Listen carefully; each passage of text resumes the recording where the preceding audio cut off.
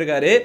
இந்த சைடில் ரஷ்யா நம்மளுக்கு எந்த அளவுக்கு பேக்கப்புக்காக நிற்கிறாங்க. அதை தவிர்த்து இந்திய வெளியுறவுத்துறை அமைச்சகம் ட்ரம்ப்புக்கு எதிராக ஸ்ட்ராங்காக சொல்லியிருக்க ஒரு விஷயம் என்ன, இந்த சைடில் பிலிப்பைன்ஸ் சப்போர்ட் பண்ணுறாங்க, இந்த சைடில் பிரேசில் சப்போர்ட் பண்ணுறாங்க, பிரிக்ஸ்லாம் ஒன்றா கூட போகிறாங்க. இதை விட முக்கியமான விஷயம் என்ன அப்படின்னு பார்த்தீங்கன்னா, இந்தியா வித் சைனா இது நடக்கிறதுக்கான வாய்ப்பு நிறைய இருக்குது.